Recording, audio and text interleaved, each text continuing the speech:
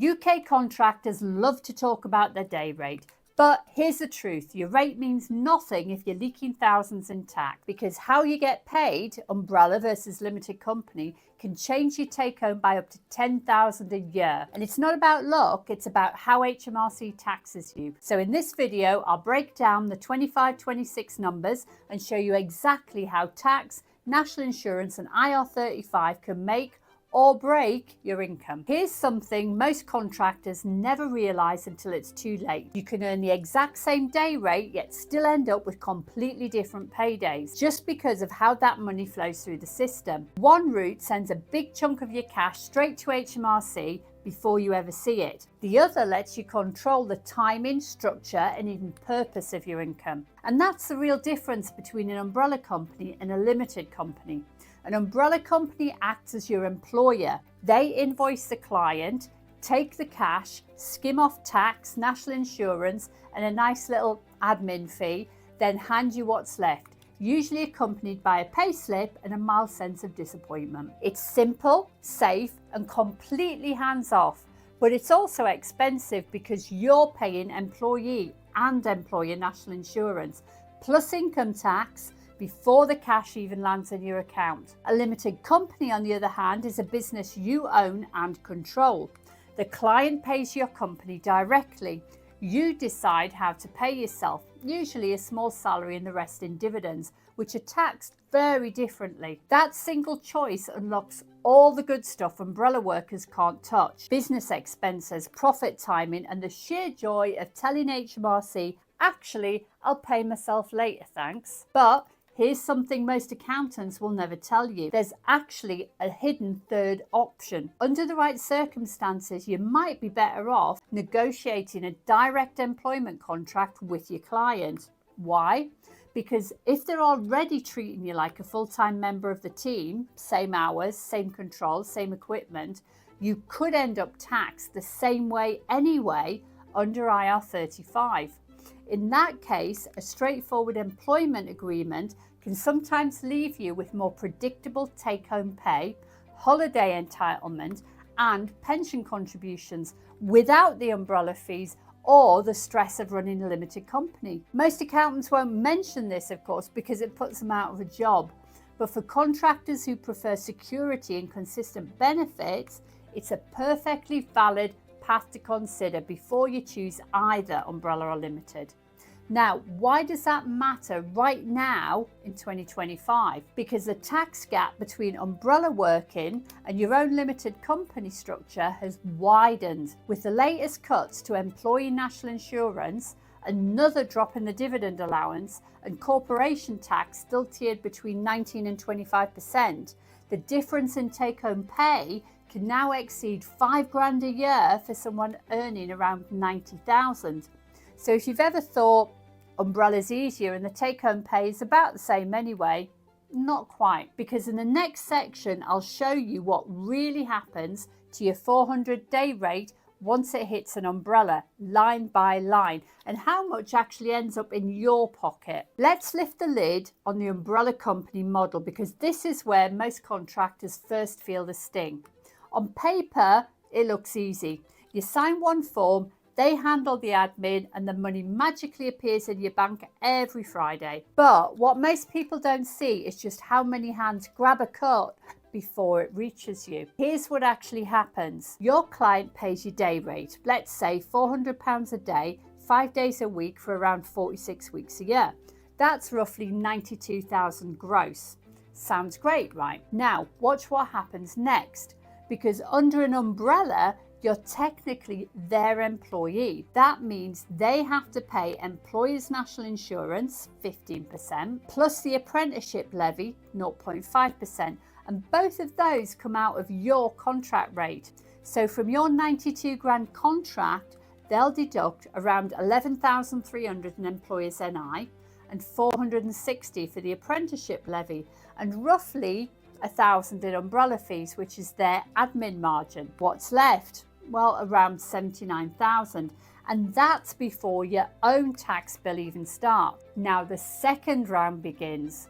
From that 79,000, you'll also pay around 14,000 in income tax, plus 4,300 in employee national insurance, leaving you with roughly 60,700 take-home pay. So for every 400 you earn, you keep around 260, and 140 disappears into a black hole of tax and fees before you've even touched it. That's more than a third of your earnings gone. Now, to be fair, before you start sobbing into your hands, umbrellas aren't all bad. For short-term contracts, or if you're inside IR35, they can make life easier. You're insured, your pay slips are handled, and there's zero bookkeeping. But if you like money, and be honest, who doesn't? You're operating at the most expensive end of the spectrum.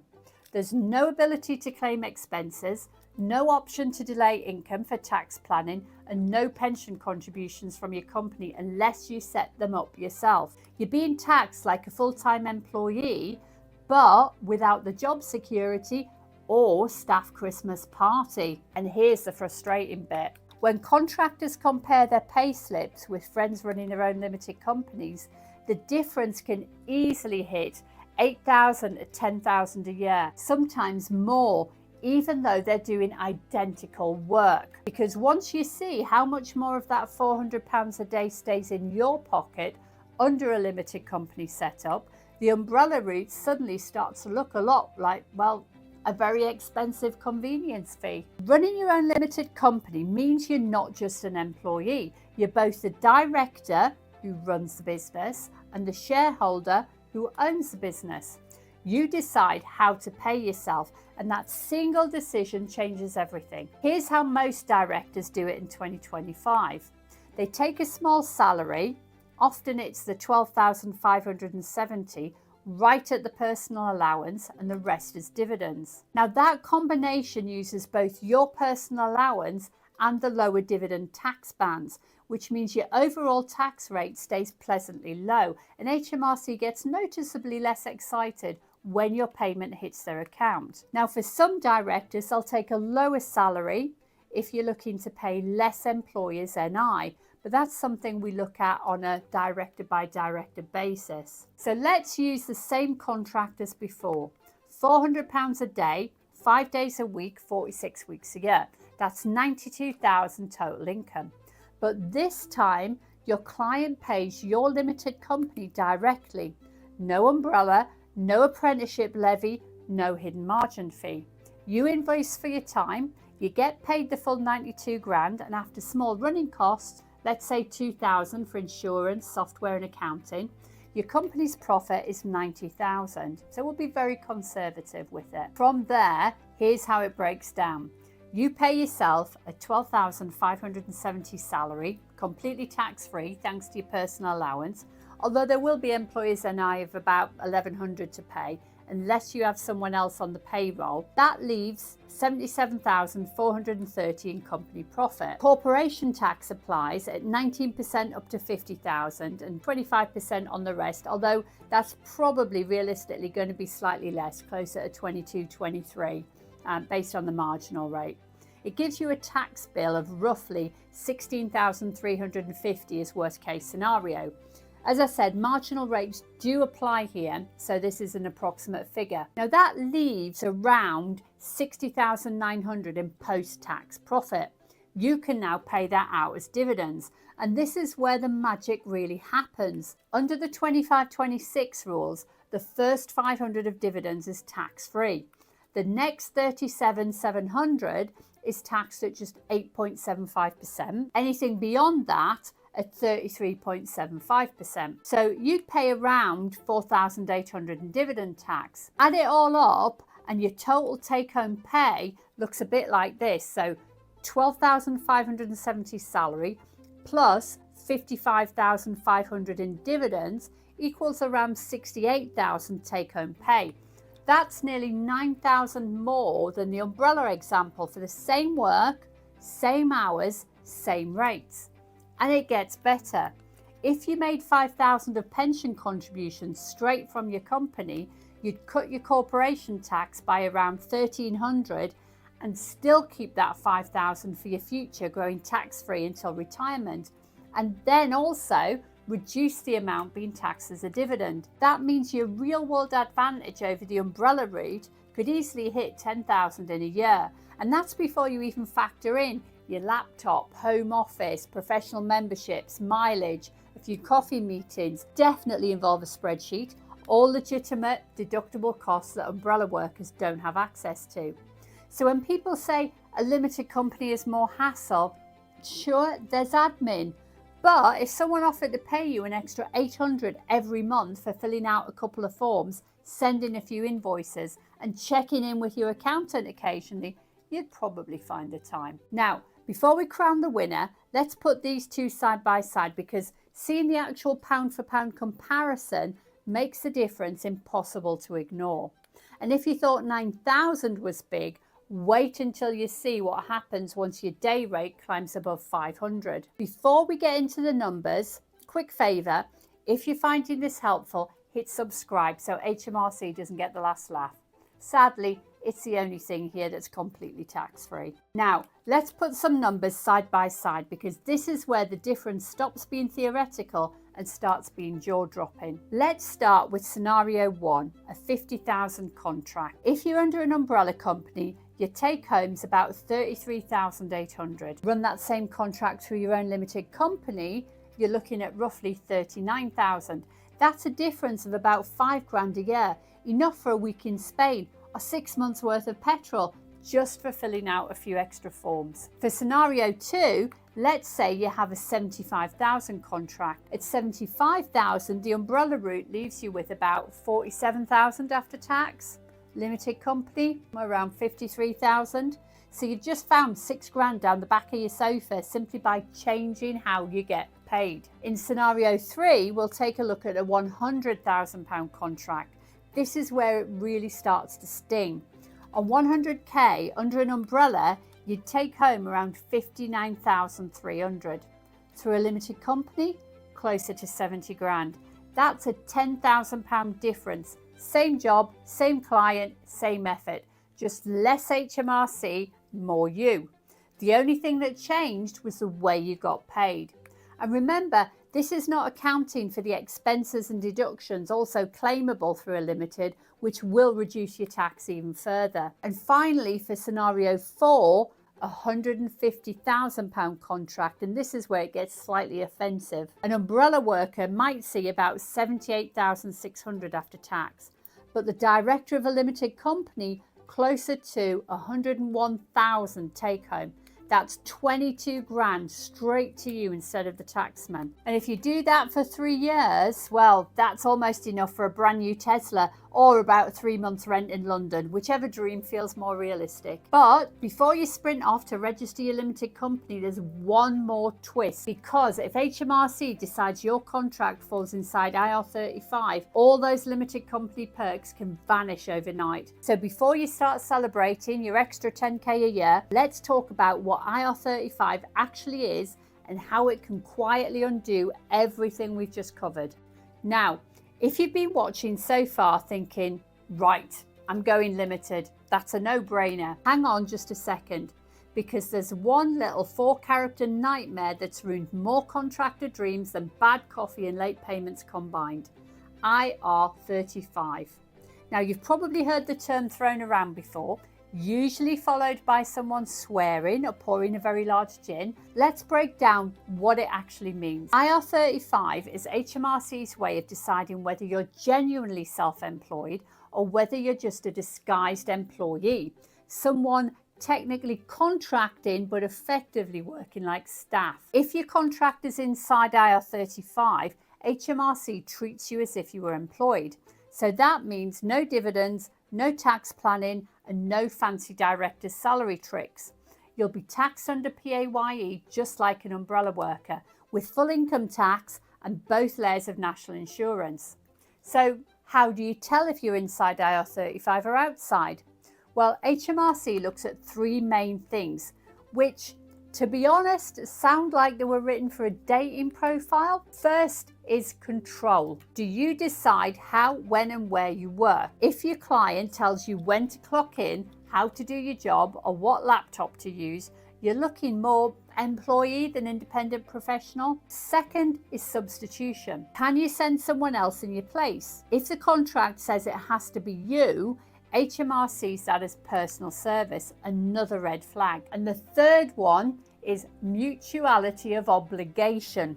This one's a bit of a mouthful, but basically, does your client have to give you work, and do you have to accept it? If yes, again, that smells like employment. And here's the twist. Since 2021, if you're working with a medium or large company, it's their responsibility, not yours, to decide your IR35 status. And if they say you're inside, that's pretty much game over for all limited company perks. You'll likely have to use an umbrella company or be taxed like an employee through your own limited company anyway. But here's the part most people don't realise. Even if you're inside IR35, you're not completely out of moves.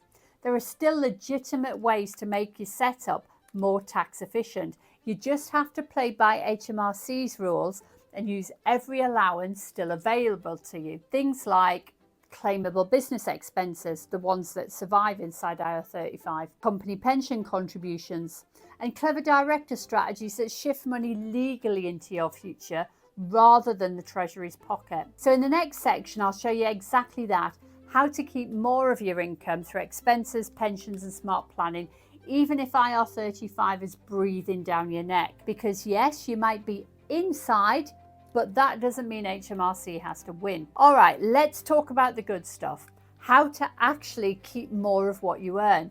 Because once you've got your structure sorted, umbrella or limited, the next question is, what can you claim? What can you deduct? And what can you do to make HMRC quietly fund your future self? Let's start with expenses, because your company is a separate legal entity. It earns money, it spends money, and you only get taxed on the profit that's left after legitimate business costs.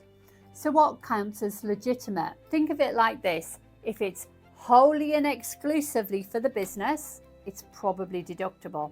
Now that could include things like your phone and broadband bills for business use, a home office allowance, even if that office is your kitchen table, equipment like laptops, monitors, even cameras if you use them for client work, professional subscriptions and insurance, travel to client sites, and yes, even training courses if they're relevant to your work. All of these come straight off your profits before tax, which means less corporation tax and more money left for you.